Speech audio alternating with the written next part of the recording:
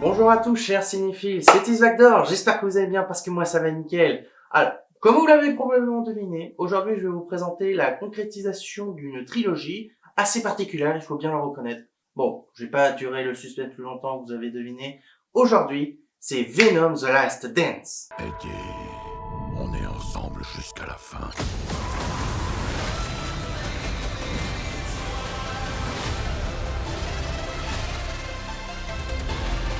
Venom The Last Dance est un film d'action et de SF sorti le 30 octobre 2024, produit par Marvel et réalisé par Kelly Marcel, connue avant tout pour avoir été la scénariste de la trilogie Venom. Depuis les événements du dernier film, Eddie et Venom sont en fuite, pourchassés par leurs deux mondes.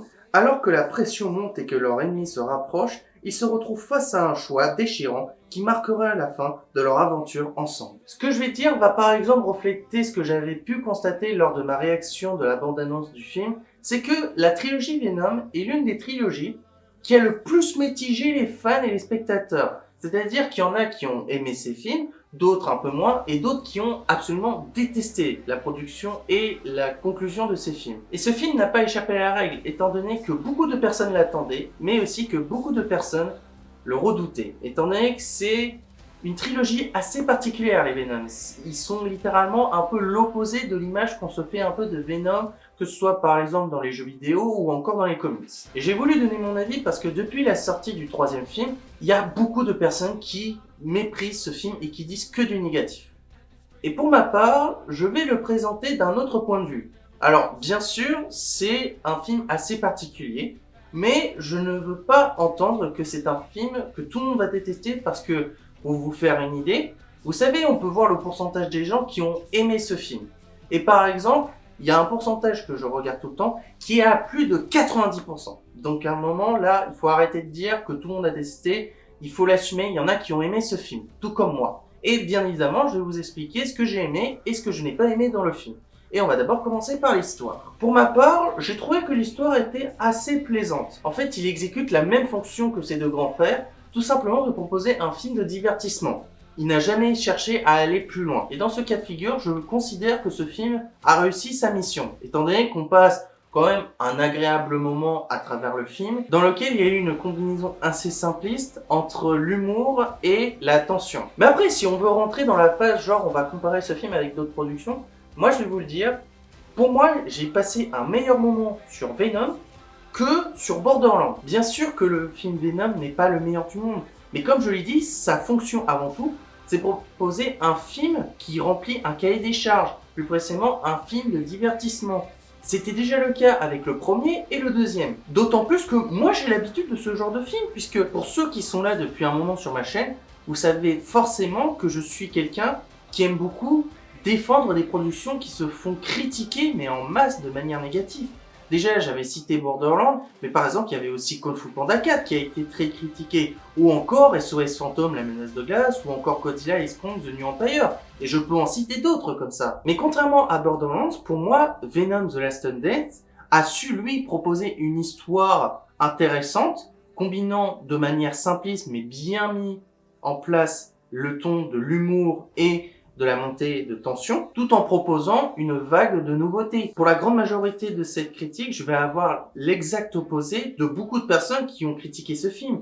Et ce n'est pas que sur l'histoire que je vais m'opposer, c'est aussi sur les avis sur le travail des VFX, sur la qualité artistique qui a été apportée sur le film Venom. Pour ma part, j'ai trouvé que les effets spéciaux apportés sur le film étaient quand même assez corrects. Ils sont pas moches, hein. J'apprécie quand même le travail qui a été apporté, que ce soit sur les symbiotes ou encore sur les créatures. Dans l'ensemble, ça reste quand même regardable. C'est quelque chose qui n'est pas horrible à regarder. Il y a quand même de bons points à aborder sur l'aspect visuel du film, que ce soit sur le character design des créatures qui représentent la menace de ce film, ou encore sur le design de Venom qui possède l'un des meilleurs designs de ce personnage. Comme je vous l'ai dit, pour moi, par exemple, le design du troisième film Spider-Man pour Venom, c'est pas la meilleure du monde. Celle du jeu Marvel Spider-Man 2, je la trouve excellente, mais pour ce qui s'agit de ce film-là, je trouve qu'elle est aussi très bien réussie, parce que ce qui est bien avec ce personnage, c'est qu'il est vraiment bien travaillé. visuellement. Bon, bien sûr, j'ai beaucoup plus apprécié le travail artistique qu'il y a eu par exemple sur Joker Folie à 2 que sur celui-là. Ils n'ont pas la même qualité visuelle,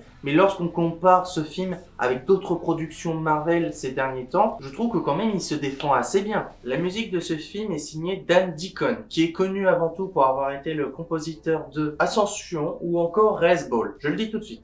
L'intégralité des compositions musicales de ce film ne sont que des compositions qui habillent, qui comblent les vides pour pouvoir proposer une très bonne immersion pour les spectateurs. Quand je dis immersion, je veux en venir sur le fait que la musique a permis de proposer une histoire qui est beaucoup plus agréable pour les spectateurs. Pour ma part, la musique m'a pas du tout marqué. Mais elle reste quand même sympa, elle est divertissante et surtout qu'elle colle bien avec le ton de l'humour, mais surtout avec le ton qui dégage un peu de la trilogie, surtout depuis le deuxième film. Comme je l'ai dit, ce sont des compositions qui accompagnent bien l'histoire et ils n'ont pas d'autre fonction.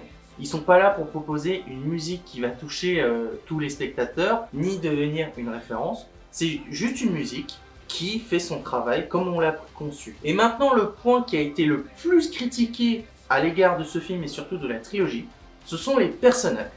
Alors, je vais te dire tout de suite ce que je pense des personnages secondaires. Il y en a beaucoup, et il y en a certains qui ne servent à rien.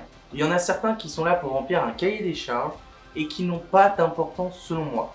Ils sont là pour pouvoir mettre en place certaines scènes d'action, et j'ai trouvé que d'autres n'avaient pas d'intérêt, voire même qu'ils étaient juste là pour être de la chair à canon. C'est ce que je pense pour la grande majorité des personnages secondaires de ce film. À part certains comme Madame Chen, qui est quand même un personnage que j'apprécie beaucoup, parce qu'elle est drôle. Et pour ce qu'il s'agit du cas de Venom et de Eddie, je trouve que le feeling qui dégage entre ces deux personnages fonctionne quand même assez bien. D'autant plus que je trouve qu'on s'intéresse un peu plus au personnage de Venom et qu'on a mis un peu de côté le personnage de Eddie, qui était un peu au centre de l'attention dans le premier et dans le deuxième. Pour ce qui s'agit de Venom, on avait aussi commencé à développer ce personnage dans le deuxième film et on continue à le développer dans celui-là. J'ai beaucoup apprécié l'amitié qui s'est construite entre ces deux personnages. J'ai beaucoup apprécié le fait qu'ils se complétaient.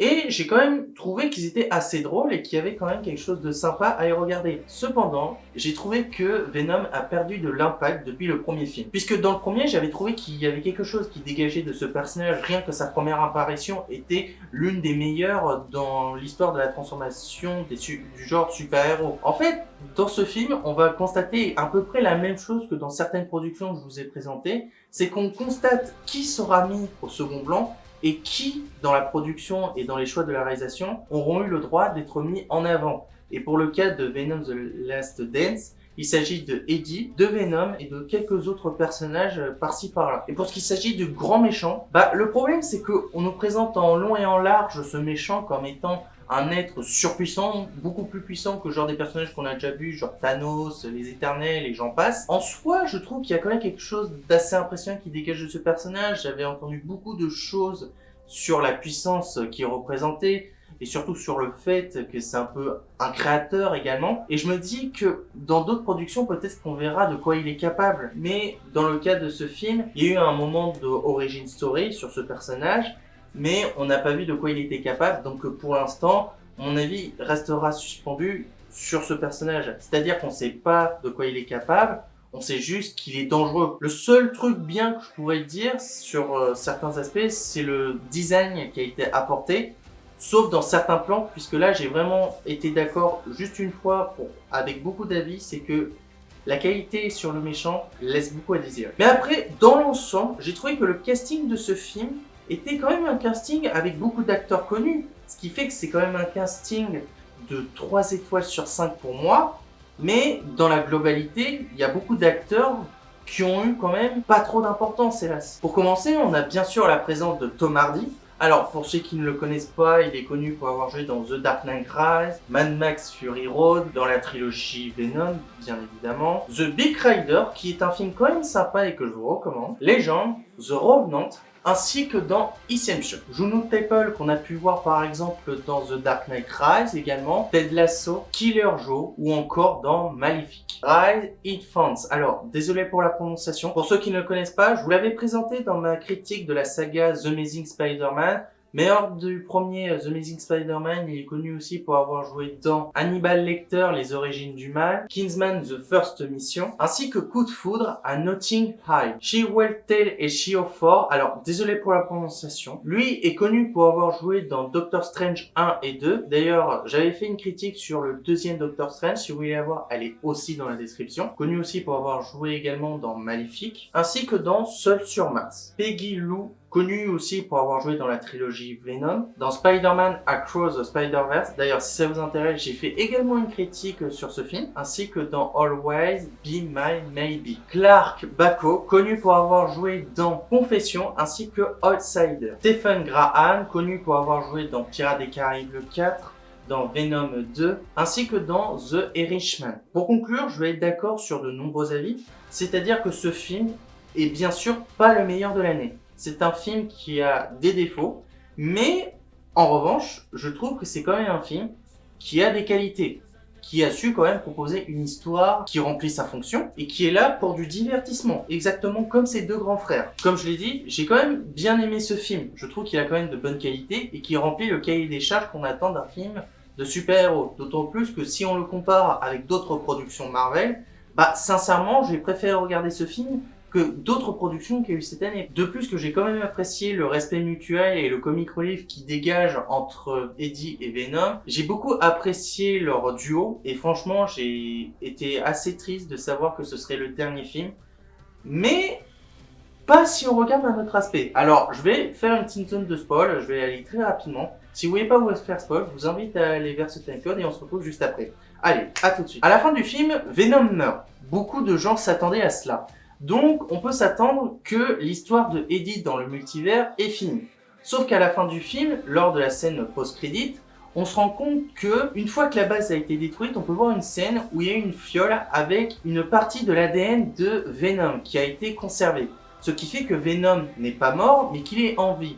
Et qu'on pourra peut-être revoir Eddie et Venom dans d'autres productions Marvel. D'autant plus que la scène avec les adieux des deux personnages ne s'était pas terminé sur un adieu, puisque Venom a cité la phrase suivante: ce n'est qu'un au revoir. Et en sachant ça, je me dis qu'il y aura forcément d'autres films avec le personnage de Eddie et de Venom. Probablement dans le prochain film Spider-Man qui est en préparation là à l'heure actuelle. Mais dans l'ensemble, que je l'ai dit, c'est un film qui est ni bon ni mauvais, qui reste quand même assez sympa dans sa globalité, que j'ai apprécié plus que d'autres films de 2024. Ce qui fait que pour moi, Venom The Last Dance est un film qui mérite la note de 13,5 sur 20. Voilà les amis, c'est la fin de cette vidéo, j'espère que ça vous aura plu. N'hésitez pas à me dire dans les commentaires ce que vous avez pensé de cette vidéo, mais également donnez-moi des conseils de films ou de séries à faire en critique, ou d'autres concepts de vidéos si vous voulez voir autre chose un jour sur cette chaîne, voire même d'autres jeux si vous voulez voir d'autres let's play, voir d'autres critiques sur la chaîne.